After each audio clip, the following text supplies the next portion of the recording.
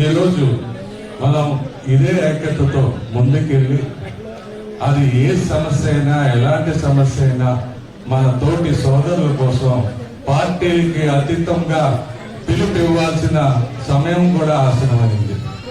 మన అభివృద్ధి, మన ఎదుగుదల అంతా కూడా మన ఐక్యతతోటే ముందు తీసుకెళ్లగలం అనేది ప్రతి ఒక్క సభ్యులు 10 మంది సభ్యులకు తెలియపరిచి ఈ ఐక్యతని పెంచే విధానంగా మనం ముందుకు తీసుకెళ్ళాలి. ఇవన్నీ మనం ముందుకు తీసుకెళ్ళాలి అంటే ముద్రగడ గారి స్ఫూర్తి మనల్ని ముందుకు తీసుకెళ్తుంది.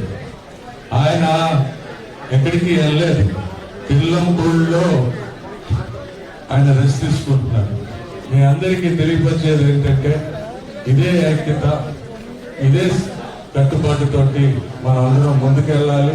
అలాగే ప్రతి అవకాశం తీసుకుని ప్రతి ఒక్క సంఘ నాయకులకి, మన ప్రముఖ నాయకులకి అందరికీ కూడా మరొక్కసారి ధన్యవాదాలు తెలియపరుచుకుంటూ, ఒక ముద్రగడ పద్మనాభం అంటే వ్యక్తి కాదు, అది ఒక శక్తి. ఆయన ఈరోజు బడుగు బలహీన వర్గాలకి ఒక ఆశాజ్యోతి ఆయన ఇచ్చాడు.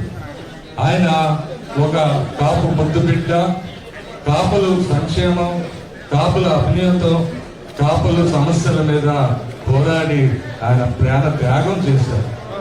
చనిపోతాం అంటే ఆయనకి ఇంకా వయసు ఉంది.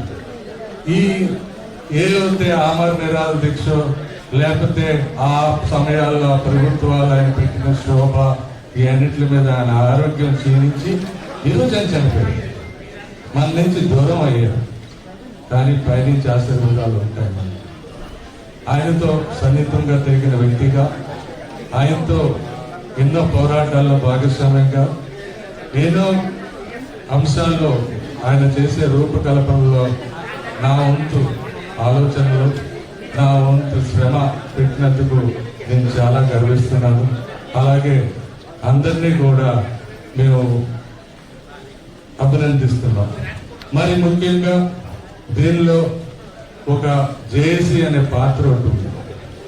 ఆ పాత్రని ఎప్పుడైతే హాస్పిటల్లో మా కొంతమంది సోదరుల్ని అరెస్ట్ చేసి జైల్లో పెట్టారో వారి కోసం వారిని చూడాలనే కోరికతో, ఎందుకంటే ఆయన ఆమర నిరాహార కూర్చుని పోయారు, మళ్ళీ చూడగలనా లేదా అనే బాధతో ఒక పెంచుకొని వాళ్ళ యోగక్షేమాలన్నీ కూడా తెలుసుకొని వాళ్ళతో చర్చలని భాగస్వామ్యం చేశారు.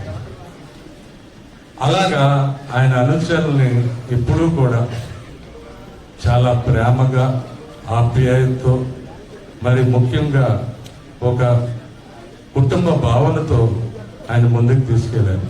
ఆయన అనేకమైన పోరాటాలు ఉన్నాయి. ఏ పోరాటం చూసుకున్నా ఆయన ముఖ్య అనుచరుల కోసం ఆయన తప్పించిన విధానం, ఆయన ముఖ్య అనుచరుల కోసం ఆయన పడ్డ తపన వెనక్కి కనిపిస్తుంది. అందుకే మా అందరికీ ఆయన ఇష్టడు. ఆ వ్యక్తిని కోల్పోతాం నాకైతే